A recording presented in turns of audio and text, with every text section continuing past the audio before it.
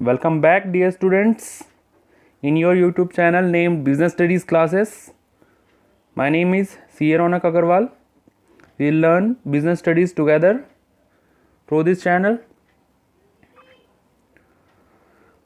Okay, in the last class, we completed chapter 5, first topic. Sir first topic में क्या था? अब आप पूछेंगे सर फर्स्ट टॉपिक में क्या था? फर्स्ट टॉपिक में we read meaning of organising and its process. After that in part 2 we read about importance and significance of organizing. Now today is our third class, and in this class we will learn about organizational structure. It is a part of chapter 5, organizing, the most important topic, and the chapter is itself a most important chapter. तो बिल्कुल ध्यान से सुनेंगे आप सारे. तो in the last class हल्का सा मैंने बताया था ऑर्गेनाइजेशनल स्ट्रक्चर के बारे में. Could you remember? सारे बच्चे बोलेंगे कि सर हमको तो कुछ याद नहीं आ रहा है. ऑर्गेनाइजेशनल स्ट्रक्चर कुछ हल्का फुल्का याद होगा बच्चों को. कितने टाइप के ऑर्गेनाइजेशनल स्ट्रक्चर होते हैं? सर 2. ठीक है. अब आप पूछेंगे कि कहाँ पढ़ाया था आपने? डियर स्टूडेंट्स, ऑर्गेनाइजिंग प्रोसेस में डिपार्टमेंटलाइजेशन बोल करके एक हेडिंग था. उसके अंदर में we read about organisational structure, जो कि 2 टाइप के ऑर्गेनाइजेशनल स्ट्रक्चर होते हैं. मेरे ख्याल से कुछ बच्चों ने गैस किया होगा. And what are those?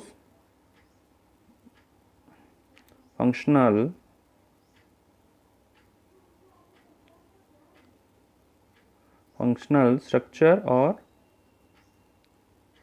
Divisional structure. ये डिविडेंड नहीं है. हाँ, एक बार मैं मिटा दूं. आपको डिविडेंड दिख जाएगा तो आप फिर बोलेंगे. ए और एल है, प्रॉपरली लिख नहीं पा रहा. FUNCTIONAL DIVISIONAL. क्लियर है? ओके. तो ये फंक्शनल स्ट्रक्चर हो गया, ये डिविजनल स्ट्रक्चर हो गया. अब सर आगे बताइए बोलेंगे आप. आगे बताते हैं. वेट, थोड़ा वेट कर लीजिए. चैप्टर का नाम था ऑर्गेनाइजिंग. हम पढ़ रहे हैं ऑर्गेनाइजेशन स्ट्रक्चर. ऑर्गेनाइजेशन स्ट्रक्चर कितने पार्ट के होते हैं? आप बोलेंगे सर 2 पार्ट के होते हैं. And what are those? Functional structure and divisional structure. Meaning और डेफिनेशन जय भाड़ में, हमको बता दीजिए एग्जाम्पल. आपकी सारी बात मुझ तक पहुंच रही है.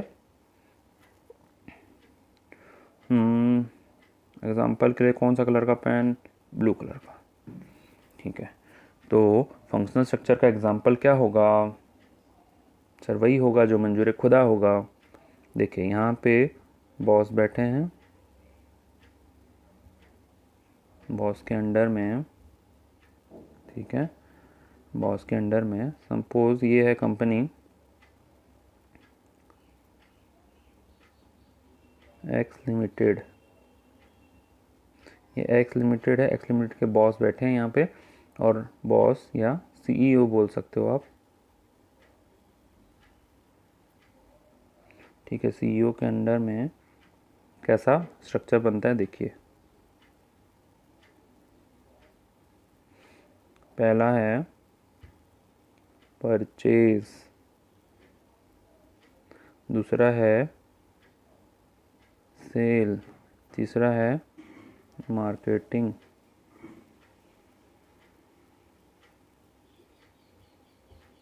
ठीक है. शॉर्टकट में मैंने लिखा है. बॉस बैठे हैं, बॉस के अंडर में परचेज, सेल और मार्केटिंग है. सर इसका भी एग्जांपल दे ही दीजिए डिविजनल स्ट्रक्चर का. ठीक है.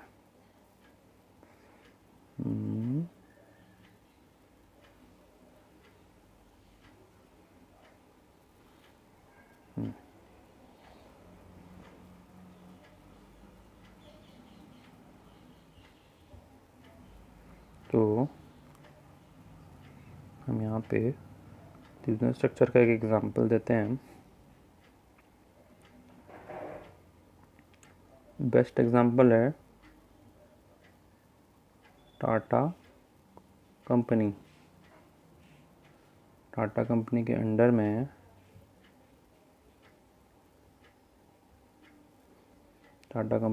में मेरे ख्याल से सारे बच्चे ये एग्जांपल जानते हैं।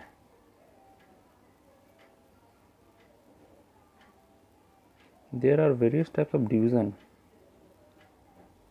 जैसे कि टाटा मोटर्स है, ठीक है, टाटा सॉल्ट है, एसी है,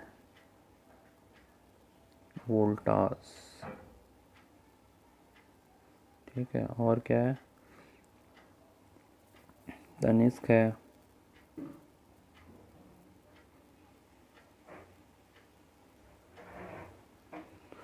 तो आपने देखा कि कितने टाइप के आपने देखा कि कितने टाइप के डिवीज़न हैं। सर हमको कन्फ्यूज़न हो जाता है कि फंक्शनल स्ट्रक्चर कौन सा, डिवीज़न स्ट्रक्चर कौन सा। एक बात याद रखेंगे तो कभी कन्फ्यूज़न नहीं होगा। क्या है फंक्शनल स्ट्रक्चर?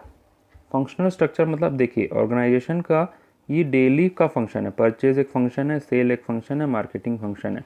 तो इसके बेसिस में जो स्ट्रक्चर बना हम उसको बोलते हैं क्या, फंक्शनल स्ट्रक्चर। ठीक है।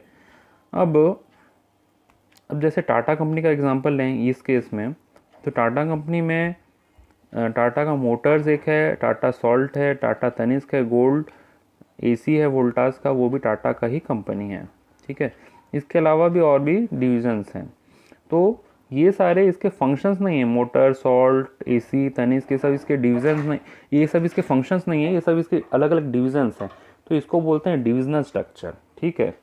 There are two types of organisational structure. पहला है फंक्शनल स्ट्रक्चर, दूसरा है डिविजनल स्ट्रक्चर। तो डिविजनल स्ट्रक्चर यही वाला है। तो ये अब देखो आपको समझ में आ गया होगा ये चीज़ कि फंक्शनल स्ट्रक्चर और डिविजनल स्ट्रक्चर में फ़र्क है। There is a difference between these two. Functional structure का अपना मेरिट डिमेरिट है, डिविजनल स्ट्रक्चर का अपना मेरिट डिमेरिट है, वो हम नेक्स्ट क्लास में पढ़ेंगे क्या है। लेकिन अब क्वेश्चन ये आता है कि ऑर्गेनाइजेशनल स्ट्रक्चर क्रिएट करने का ज़रूरत क्या है सर? ऑर्गेनाइजेशनल स्ट्रक्चर क्रिएट करने का ज़रूरत क्या है? ऐसे अलग अलग स्ट्रक्चर क्रिएट करने का ज़रूरत क्या है? तो as we read in last class, organising में होता क्या है, एक्टिविटीज़ को मेनली बांटा जाता है कैपेबल पर्सन्स में, ताकि वो काम अच्छे तरीके से हो। तो वही चीज़ है। अब अगर ऑर्गेनाइजेशन में, अगर बड़े बड़े ऑर्गेनाइजेशन में काम को, वर्क को डिवाइड नहीं किया जाएगा तो it will be very difficult for the organisation to manage itself.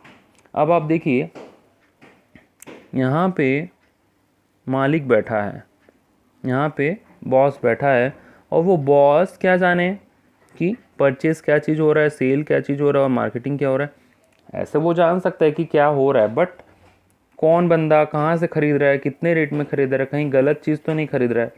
ठीक है। वैसे ही बैठे बैठे कौन इंसान, अब आप देखेंगे जैसे नेस्ले का आप लोग मैगी खाते हैं, ठीक है, नेस्ले का मैगी मार्केट में बिकता है। तो आप जिस रिटेल शॉप से ख़रीदते हैं मैगी, तो जिस वक्त आप मैगी खरीदते हैं तो इस बॉस को पता चलता है क्या कि आपने मैगी खरीदा और अभी घर लेके गए और बना करके खाएंगे? नो माय डियर स्टूडेंट्स, ऐसा नहीं होता है। वैसे ही there are an number of retail shop जहाँ से कि आप मैगी खरीदते हैं, नेस्ले का मैगी खरीदते हैं। तो जिस वक्त आप मैगी खरीदते हैं उस वक्त इस बॉस को नहीं पता चलता है कि आपने मैगी खरीदा। ठीक है। तो अब ये बॉस करे क्या? एक यहाँ पे अब ये फंक्शनल स्ट्रक्चर क्रिएट करने का कारण क्या है? वो सेल के लिए ना, सेल के लिए हेड बनाएगा, सेल्स हेड।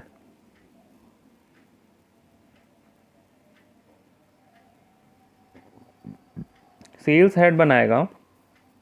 एक मिनट थोड़ा,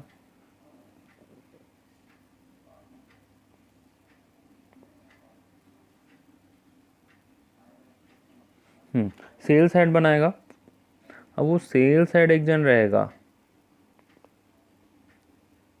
अब उसके अंडर में there are n number of salesman, 1 2 3 4 5 6, ठीक है। हर एरिया में वो लोग सेल्स करेंगे, एक सेल्स हेड रहेगा, उसके लिए अलग अलग सेल्समैन रहेंगे। जैसे यहाँ एक सेल्समैन हो गया, यहाँ हो गया, ठीक है, 1 मिनट, यहाँ एक सेल्समैन हो जाएगा, यहाँ एक हो जाएगा सेल्समैन, यहाँ एक हो जाएगा, यहाँ एक हो जाएगा, यहाँ एक हो जाएगा, यहाँ एक हो जाएगा, ठीक है, ठीक है। तो इस टाइप से स्ट्रक्चर को मैनेज करने में हेल्पफुल होगा। ये वाला जो सेल्समैन है ये रिपोर्ट करेगा किसको, इस वाले को, सेल्स हेड को, सारे इसको रिपोर्ट करेंगे। तो वैसे कि सेल्स के लिए 2 तो सेल्स हेड भी हो सकते हैं, 3 भी हो सकते हैं। अब मैंने आपको एग्जांपल दिया है, एक मिनट, ये चीज़ मैं आपको दिखाई देता हूँ कि होता कैसा है फंक्शनिंग। ये एक सेल्स हेड है, सेल्स हेड नंबर 1 आप बोलेंगे, 1, ठीक है। वैसे ही सेल्स हेड एक यहाँ पे भी है,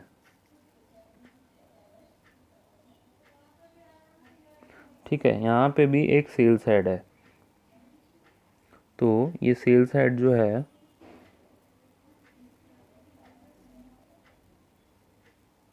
ये एक सेल्स हेड है, ये एक सेल्स हेड है, ठीक है। तो ये सेल्स हेड के अंदर में ये, 1 मिनट, जस्ट मैं ड्रॉ कर लेता हूँ फिर डिस्कस कर लेंगे। तो ये सेल्स हेड के अंडर में there are n number of salesman, यहाँ एक बैठा है, यहाँ एक बैठा है, यहाँ एक बैठा है, यहाँ, ठीक है। तो इस टाइप से ऑर्गेनाइजेशन का वर्किंग होता है, मतलब इस टाइप से वर्कलोड को डिवाइड किया जाता है।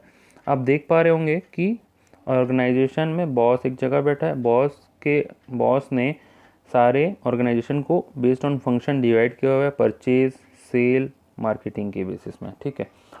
अब वो इस बॉस के लिए ये पॉसिबल नहीं है कि वो मतलब एक एक चीज़ को देख पाए, क्योंकि ऐसे तो बहुत सारा टास्क होता है ना ऑर्गेनाइजेशन में, तो उसके लिए ये पॉसिबल नहीं है कि वो हर एक चीज़ को देख पाए। मैं थोड़ा सा जूम आउट कर रहा हूँ ताकि आपको चीज़ें क्लियरली समझ में आए, कोई दिक्कत नहीं होगा मेरे ख्याल से।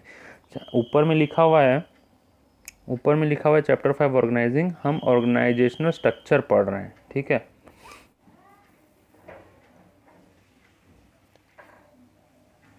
Sorry for the interruption. हाँ, अभी हम डिस्कस क्या कर रहे हैं, अभी हम डिस्कस कर रहे हैं फंक्शनल स्ट्रक्चर के बारे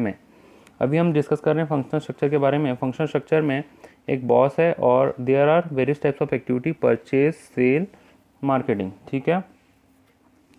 अब ये बॉस जो है, इसके लिए ये पॉसिबल नहीं है कि वो हर एक छोटा छोटा चीज़ को देख पाए, इसलिए उसने ऑर्गेनाइजेशन में फंक्शन क्रिएट किए हुए हैं, फंक्शनल स्ट्रक्चर क्रिएट किए हुए हैं, परचेज, सेल और मार्केटिंग। अब सेल के अंदर में भी जैसे ये सेल्स हेड नंबर 1 है, ये सेल्स हेड नंबर 2 है, ये वाला बंदा, ठीक है। तो सेल्स के अंदर में भी और भी सेल्स हेड हो सकते हैं, मैंने 2 का एग्जांपल दिया हुआ है, ठीक है। अब सेल्स हेड क्या करेगा, अपने अंडर में अलग अलग सेल्समैन रखेगा, जैसे कि इसने रखा 1 2 3 4 5 6 सेल्समैन इसने रखे हुए हैं। अब वैसे ही यहाँ पे भी 4 सेल्समैन है और सेल्स हेड यहाँ बैठा हुआ है। तो इससे होगा क्या, जैसे मान लीजिए ये अब ब्रिटानिया कंपनी है, ठीक है। ब्रिटानिया कंपनी ने ऐसा स्ट्रक्चर क्रिएट किया हुआ है और उसको सेल करवाना है उसके बिस्किट्स। तो बिस्किट्स को सेल करवाने के लिए अब जैसे ये वाला जो सेल्स हेड है ये नॉर्दर्न रीजन को देखेगा, ठीक है। मतलब जम्मू कश्मीर से लेकर के उड़ीसा, मध्य प्रदेश और तुम्हारा मुंबई वाले रीजन तक देखेगा, हाँ। और ये वाला जो बंदा है ये मान लीजिए साउथ वाला डिवीज़न देखेगा, जैसे मान लीजिए कि बेंगलोर वाला रीजन हो गया, केरल, तमिलनाडु हुआ, तो ये सारा डिवीज़न ये देखेगा। अब ये क्या करेंगे, सेल्स हेड अलग अलग हो गए अलग अलग डिवीज़न के लिए। अब ये सेल्स हेड अपने अंडर में n नंबर ऑफ सेल्समैन रख सकते हैं। मैंने यहाँ पे एग्जांपल 6 का दिया हुआ है, यहाँ पे 4 का दिया हुआ है, ज़्यादा भी रख सकते हैं। तो ये जो सेल्समैन रहेंगे एक एक स्टेट को देखेंगे, एक एक एरिया को देखेंगे। फिर अगर चाहें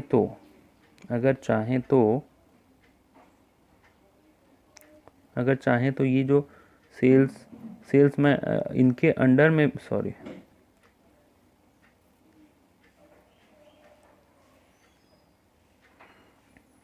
अगर चाहें तो ये अपने अंडर में भी एम्प्लॉयज़ रख सकते हैं। ऐसे करके ये अपने अंडर में भी एम्प्लॉयज़ रख सकते हैं ताकि कंपनी का वर्किंग अच्छा हो, ठीक है। जैसे ये सेल्स हेड हो गया, ये सेल्स मैनेजर हो गया, इसको सेल्स मैनेजर भी बोल सकते हैं, ठीक है। अगर ये अपने अंडर में कुछ और, मतलब ये इंसान जो है, ये इंसान जिसमें ये सर्कल घूम रहा है, ये इंसान अगर अपने अंडर में और भी एम्प्लॉयज़ रखेगा तो ये ये उस केस में सेल्स मैनेजर माना जाएगा। फिर ये लोग सेल्समैन माने जाएंगे, ये जैसे ये सारे सेल्समैन, ये येलो सर्कल जितने ये सारे सेल्समैन माने जाएंगे। क्लियर है? आई होप कि आपको क्लियर होगा। ठीक है, तो ये सेल्स हेड हो गया, ये सेल्स मैनेजर हो गए, और ये सेल्स मैनेजर अपने अंडर में और भी एम्प्लॉयज़ को रखे हुए हैं। तो ये सारे सेल्समैन माने जाएंगे जो कि आपको प्रोडक्ट को बिकवाएंगे, रिटेल शॉप में जाएंगे, रिटेल शॉप में सप्लाई करवाएंगे और वहाँ का मतलब देखेंगे। अब एक एक एरिया डिवाइड कर लेते हैं। तो इससे क्या होगा, कंपनी का वर्किंग ईजी हो जाएगा। मतलब अब देखो, ये बॉस को उतना हेडेक नहीं है, इसने सबको काम डिवाइड किया हुआ है। सेल्स हेड रखे हुए हैं, सेल्स मैनेजर रखे हुए हैं, उसके बाद अलग अलग एम्प्लॉयज़ हैं जो कि उसका काम कर रहे हैं। हाँ, ये बात ज़रूर है कि ये जो बॉस है ये सबको सैलरी देगा, वो तो देगा ही, ठीक है। बट इसने क्या किया हुआ है, अपने फंक्शन को, अपने काम को डिवाइड किया हुआ है, ठीक है, फंक्शनल स्ट्रक्चर में भी, ठीक है। उसी तरीके से परचेज में भी होता है, मार्केटिंग में भी होता है, सेल में भी होता है, मार्केटिंग में, सब में वही चीज़ होता है, ठीक है। एक चेन ऑफ ऑथोरिटी घूमता है, इसी को बोलते हैं चेन ऑफ ऑथोरिटी। बॉस है, बॉस के नीचे सेल्स हेड है, सेल्स हेड के नीचे सेल्स मैनेजर है, सेल्स मैनेजर के नीचे सेल्स मैन है, मतलब इंसान लोग जो कि सेल करेंगे, ठीक है।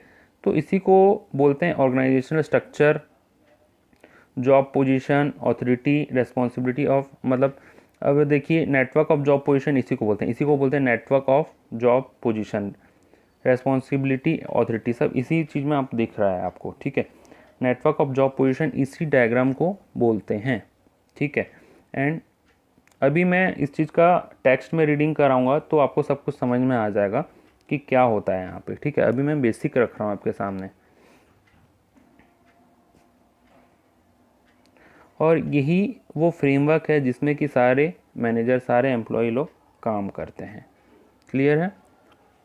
अब देखो, उसी तरह अब टाटा कंपनी है, it's a big company, you know. Tata company का आज आप हर प्रोडक्ट देख पाते हैं।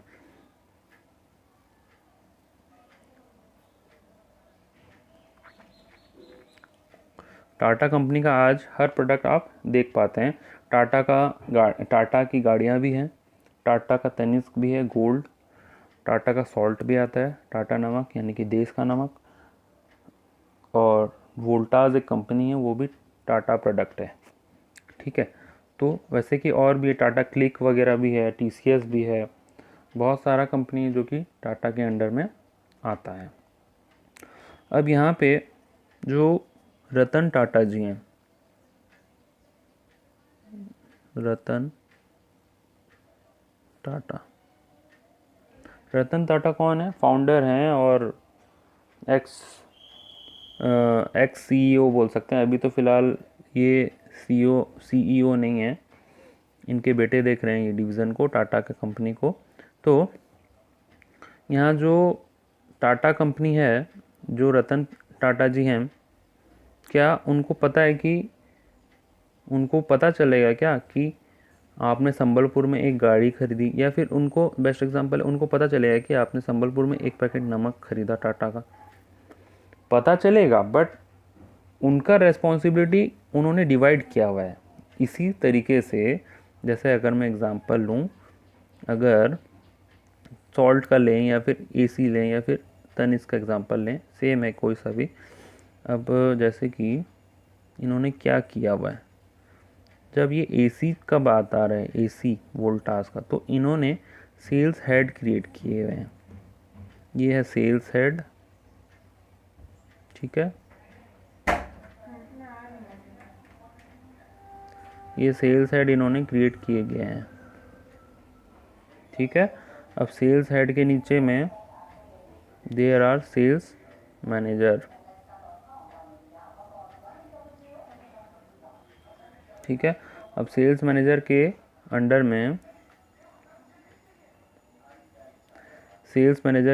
में, देयर आर सेल्स पर्सनल, 1 2 3 4 5 6, मतलब समझ पा रहे हैं आप?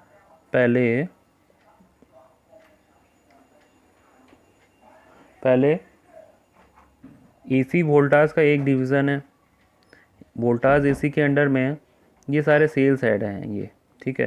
ये सेल्स हेड के बराबर में सेल्स हेड मैंने लिखा हुआ है। सेल्स हेड के नीचे में सेल्स, यहाँ पे सेल्स मैनेजर हैं, ये सारे ब्लू कलर वाले सेल्स मैनेजर हैं। अब सेल्स मैनेजर के अंदर में सेल्स पर्सन है, या इनको आप सेल्समैन भी बोल सकते हैं। तो इस टाइप का चेन ऑफ अथॉरिटी डेवलप किया गया है ताकि कंपनी का फंक्शनिंग आसानी हो, ठीक है। तो दो अलग अलग टाइप के आपने स्ट्रक्चर देखे, एक है वेट, हाँ, एक है फंक्शनल स्ट्रक्चर और एक है डिवीजन स्ट्रक्चर। दोनों का मोटिव ये है कि ऑर्गेनाइजेशन को चलाना है अच्छे तरीके से, ऑर्गेनाइजेशन अच्छे तरीके से चले। और दोनों ही स्ट्रक्चर का अपना अपना मेरिट और डीमेरिट होता है, ठीक है। अब आप पूछेंगे कि सर फंक्शनल स्ट्रक्चर अच्छा होता है कि डिविजनल स्ट्रक्चर अच्छा होता है। अब आप पूछेंगे कि फंक्शनल स्ट्रक्चर अच्छा होता है या डिविजनल स्ट्रक्चर अच्छा होता है, तो मैं आंसर दूंगा it depends upon organisation to organisation. किसी ऑर्गेनाइजेशन में ये सही है, किसी ऑर्गेनाइजेशन में ये सही है, ठीक है। तो डिपेंड करता है ऑर्गेनाइजेशन कैसा है। अब जैसे सर आप सब चीज़ को छोटा करते जा रहे हैं, अगर छोटा नहीं करूँगा तो आप समझेंगे कैसे। तो अब जैसे मान लीजिए टाटा की कंपनी में there are various types of product. हर चीज़ में टाटा इन्वॉल्व है, हर टाइप का प्रोडक्ट टाटा बना रहा है। टाटा का मोटर्स भी आ रहा है, सॉल्ट भी आ रहा है, एसी भी आ रहा है, गोल्ड भी आ रहा है, क्लोथ्स भी आ रहे हैं, और तुम्हारा ऑनलाइन शॉपिंग वाला भी डिवीज़न है टाटा क्लिक के नाम से, ठीक है। तो ऐसे करके हर चीज़ में टाटा इन्वॉल्व है, ठीक है। वैसे ही अब देखो इस टाइप के कंपनी को, टाटा जैसी कंपनी जो वेरियस टाइप्स ऑफ प्रोडक्ट में डील करता है, एक ही प्रोडक्ट नहीं है, तो उस टाइप की कंपनी को डिविजनल स्ट्रक्चर फॉलो करना मैंडेटरी है। मतलब अगर वो डिविजनल स्ट्रक्चर फॉलो नहीं किया तो they can't run their company effectively, clear है। और अब जैसे मान लीजिए एक ही कंपनी है, उसमें एक ही प्रोडक्ट आता है, से पार्ले कंपनी, ठीक है। हम यहाँ पे मैं पार्ले का लिख देता हूँ नाम, यहाँ है पार्ले, PARL, सॉरी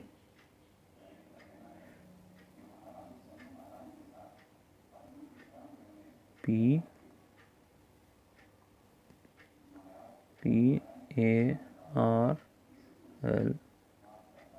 पार्ले। अब पार्ले में जैसे मान लीजिए one product is there, Parle का biscuit is there.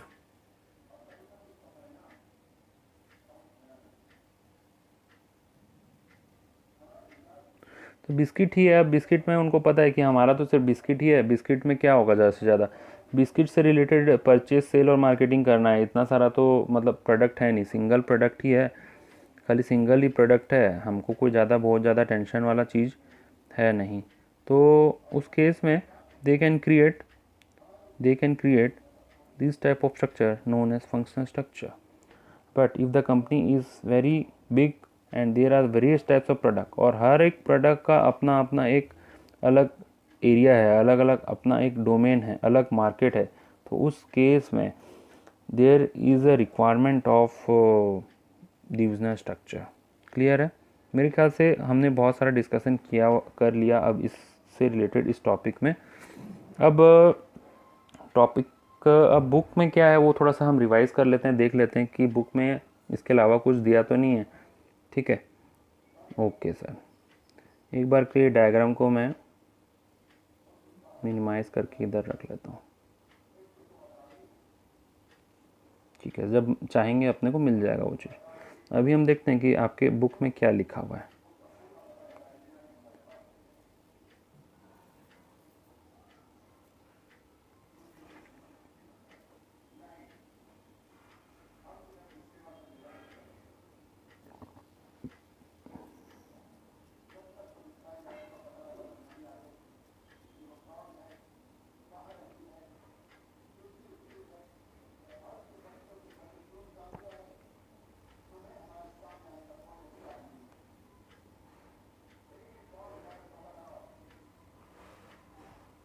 Just a moment please.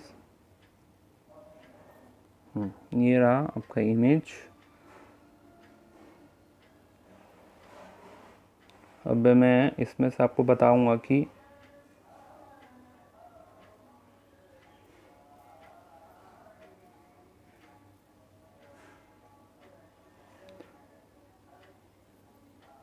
देखिए ऑर्गेनाइजेशन स्ट्रक्चर का मीनिंग क्या है।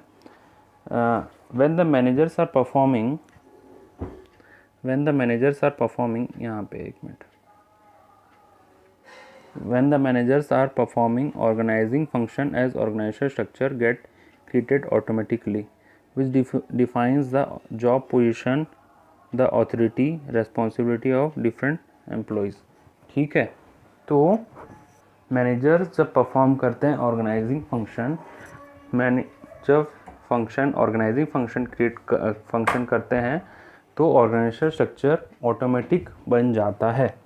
क्लियर है? हाँ सर ठीक है। इस डिफाइंस द, अब वो डिफाइन क्या करता है, हेल्प क्या करता है, किस चीज़ में हेल्प करता है। इस डिफाइंस द जॉब पोजीशन, मतलब कौन किस पोजीशन में, कौन मैनेजर है, कौन सेल्स हेड है, वो ऑथोरिटी किसका क्या, ऑथोरिटी किसका कितना पावर है, कौन किस चीज़ के लिए रेस्पॉन्सिबल है। ठीक है। Organisation structure can be defined as, अब ऑर्गेनाइजेशन स्ट्रक्चर का मीनिंग दिया गया, can be defined as network of job position responsibility and authority at different levels. ये चीज़ मैंने पढ़ा है अभी। ऑर्गेनाइजेशन स्ट्रक्चर मतलब क्या है, it can be defined as network of job position. एक मिनट में ये चीज़ को दिखा दूँ अभी आपको आपके सामने।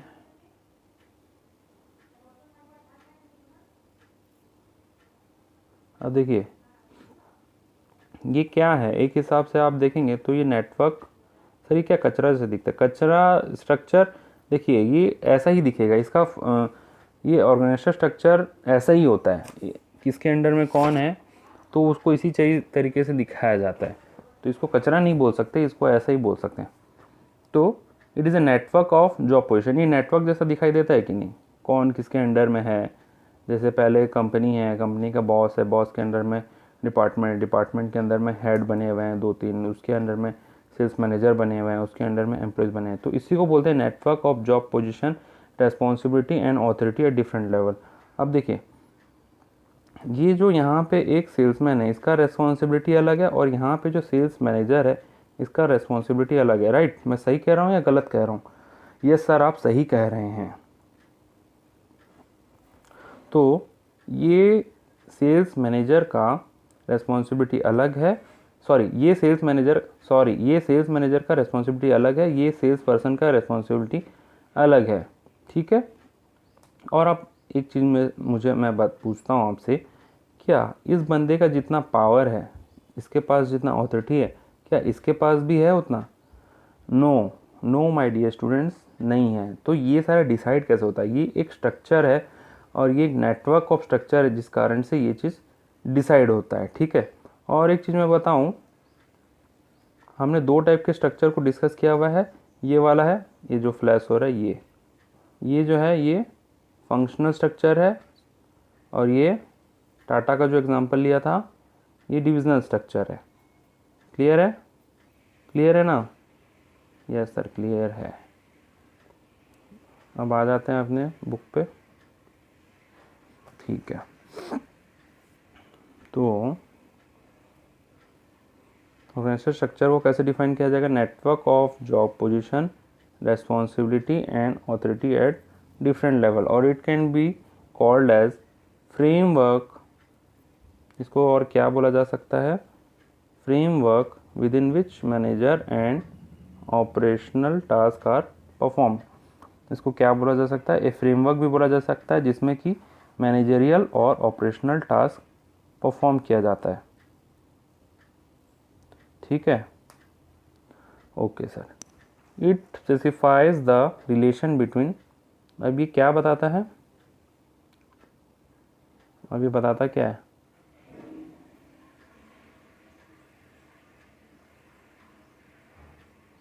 ये बताता है it specify the relation between people, कौन क्या काम करेगा, work, resource and span of management, उसी स्ट्रक्चर को स्पैन ऑफ मैनेजमेंट बोलते हैं कि कौन कितना काम करेगा। Give shapes to organisation structure, समझ में आ रहा होगा मेरे ख्याल से आप सभी को। अच्छा, इसमें एक बात कही हुई है, नैरो स्पैन ऑफ मैनेजमेंट, ये वाली बात, narrow span of management result in tall structure whereas wide span of management result in flat structure. अब देखिए, नैरो स्पैन और वाइड स्पैन का एक एग्जांपल यहाँ पे मैं बता देता हूँ आपको। नैरो स्पैन ऑफ मैनेजमेंट क्या होता है और वाइड स्पैन ऑफ मैनेजमेंट क्या होता है। एक मिनट के लिए यहाँ पे ड्रॉ करेंगे।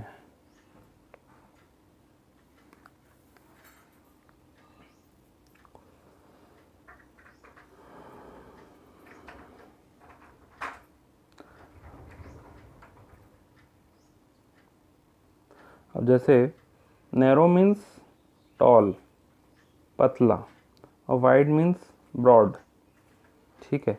तो ये नैरो हो गया। जैसे मान लीजिए अब एक स्ट्रक्चर है, पार्ले का एग्जांपल लेते हैं। पार्ले का ही अगर हम एग्जांपल लें,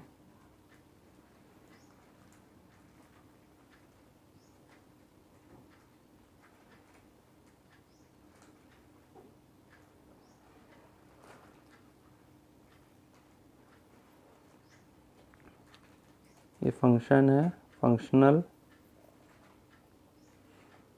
इसके नीचे परचेज है, यहीं पे सेल भी है, मतलब डिवाइड नहीं किया गया। सेल के नीचे से हेड है, इनके हेड के नीचे मैनेजर्स हैं,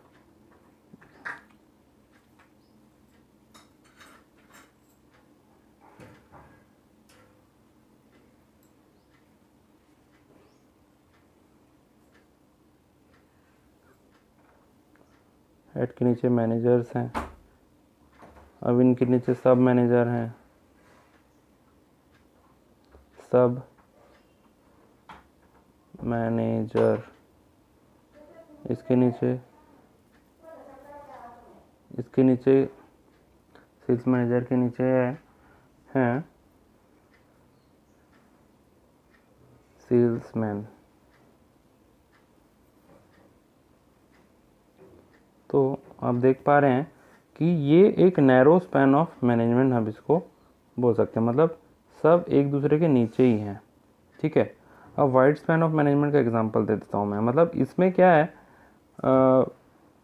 जो स्ट्रक्चर है वो ब्रॉड नहीं है, चौड़ा नहीं है।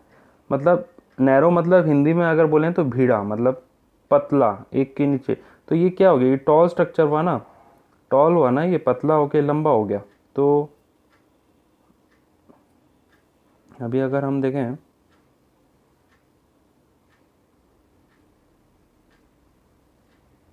वेट अ मोमेंट, यहाँ पे मैं वही टाटा का ही एग्जांपल लेता हूँ।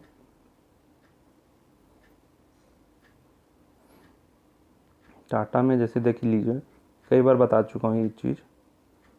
टाटा में सबसे पहले टाटा मोटर्स है। सो एक मिनट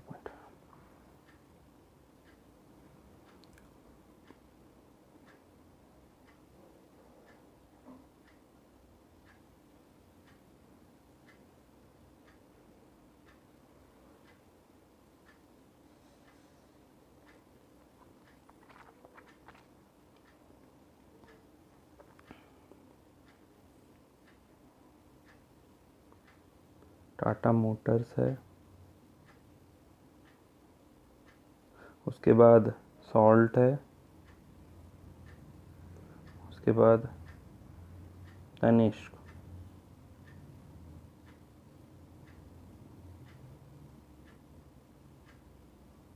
तनिष्क है, ठीक है। और क्या हो सकता है, वोल्टास एसी।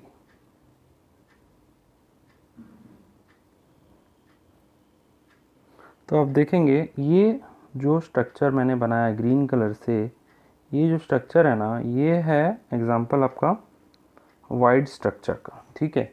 ये जो एग्जांपल है वाइड स्पैन का एग्जांपल है, और ये जो हमने देखा था एग्जांपल, ये था नैरो स्पैन।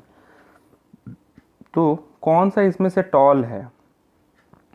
टॉल मतलब लंबा, सिंपल सा बात है। इन दोनों में से कौन सा आपको टॉलर स्ट्रक्चर लग रहा है? सर ये वाला जो स्ट्रक्चर है ये टॉल लग रहा है, और ये वाला जो है ये वाइड लग रहा है, ठीक है। ये तो वोल्टास को मैंने यहाँ लिख दिया बोल करके, अगर मैं इधर लिखता वोल्टास को तो ये वाइड लगता, मतलब चौड़ा लग रहा है ना ये देखिए, ये ब्रॉड है ना ये, तो ये वाइड स्ट्रक्चर है ये वाला। और अगर हम यहाँ देखें तो ये टॉल लग रहा है, नैरो है एंड टॉल है, ठीक है। ये चीज़ क्लियर हो गया आप लोगों को? आई होप आप समझ गए होंगे। जो नहीं समझे एक बार फिर से वीडियो को रिवाइंड कर लीजिएगा, आपको सब समझ में आ जाएगा, ठीक है। अब देखिए यहाँ पे अब बुक रीडिंग का काम रह गया सिर्फ।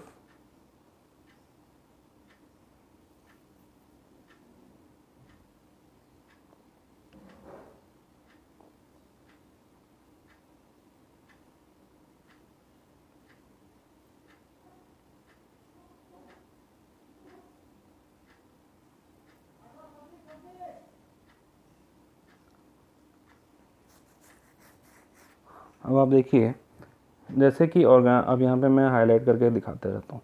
Organisation structure can be defined as network of job, responsibility and authority at different level.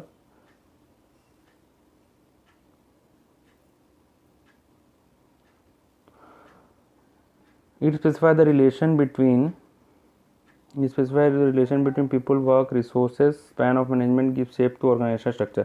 Narrow span का एग्जांपल हमने देख लिया, result in tall structure, where wide span का एग्जांपल हमने देख लिया, रिजल्ट इन फ्लैट स्ट्रक्चर।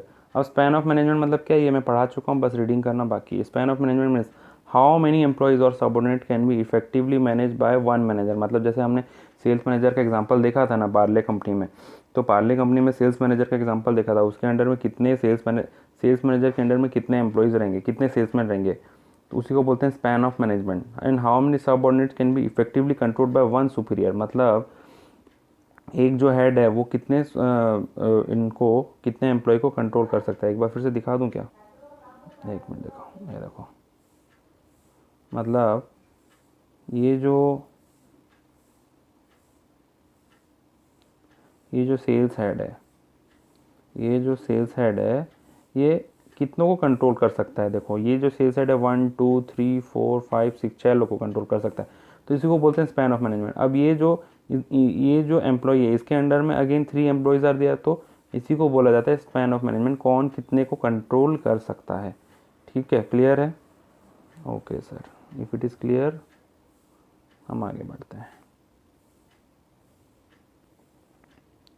तो यहाँ पे span of management means how many employees और subordinate can be effectively manage और वन सुपीरियर, और how many subordinate can be effectively controlled by one superior.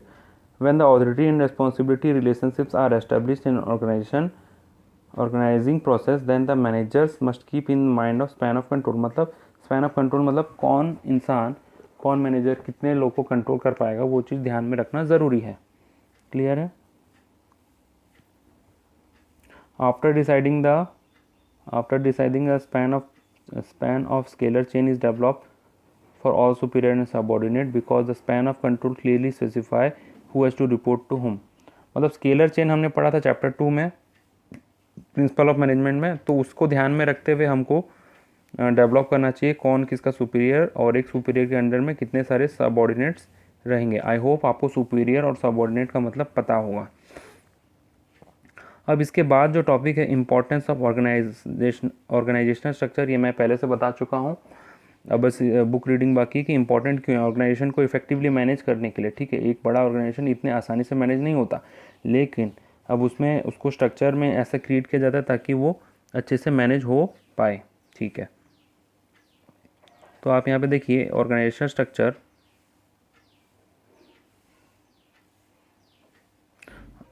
Organise properly all the operation of business को सही से properly चलाने में help करता है। Ensure better flow of communication. अब जैसे किसी को कोई बात कहना है, बॉस को कुछ बात कहना है, तो वो आसानी से कह सकता है, मतलब पहुंचवा सकता है, उस अपनी बात को रख सकता है लोअर लेवल तक।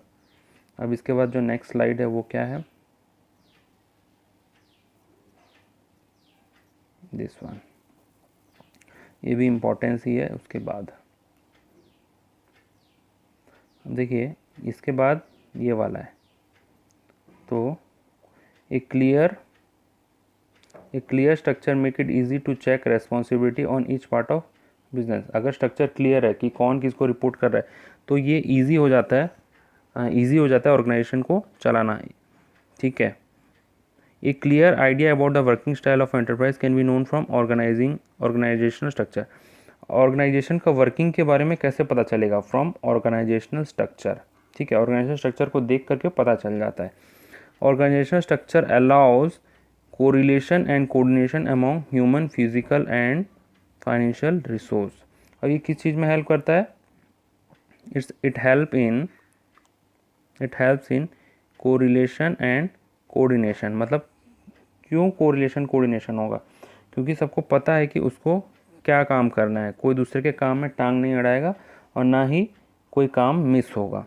It clearly defines the level of management, span of control under each level. मतलब वही चीज़ कह रहा है, कौन टॉप लेवल मैनेजमेंट है, कौन मिडिल लेवल मैनेजमेंट है, ये हम फर्स्ट चैप्टर में पढ़े थे। और आप यहाँ देखेंगे तो आपको यहाँ से भी पता चलेगा कि कौन टॉप लेवल है, कौन मिडिल लेवल है, और span of control under each level, कौन किस चीज़ को कंट्रोल कर पा रहा है, ये चीज़ आप जान पाएंगे। ठीक है, तो अगर हम देखें ये स्ट्रक्चर में टॉप लेवल मैनेजमेंट कौन, यहाँ पे top level management obviously boss, CEO जो लिखा हुआ है। ठीक है, एक मिनट का टाइम दे दीजिए।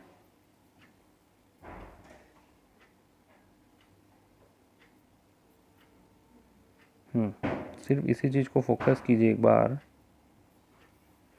अगर हम देखें यहाँ पे ये टॉप लेवल मैनेजमेंट है, पता चल रहा है।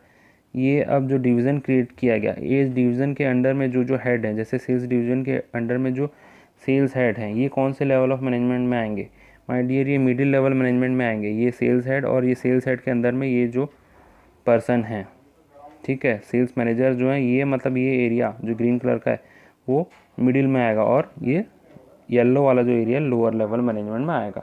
तो ये क्यों पॉसिबल हो पाया, ऑर्गेनाइजेशन स्ट्रक्चर को देखते हुए। ठीक है, तो माय डियर स्टूडेंट्स, आज हमने क्या पढ़ा, आज हम पढ़े ऑर्गेनाइजेशन स्ट्रक्चर कितने टाइप के होते हैं, that is 2 types, functional structure, देखिए एक मिनट, फंक्शनल स्ट्रक्चर और डिविजनल स्ट्रक्चर। फिर हमने पढ़ा कि उसका मीनिंग क्या होता है, मीनिंग को हमने यहाँ से पढ़ा था, मीनिंग को हमने यहाँ से पढ़ा था कि क्या होता है और किस चीज़ में हेल्प करता है।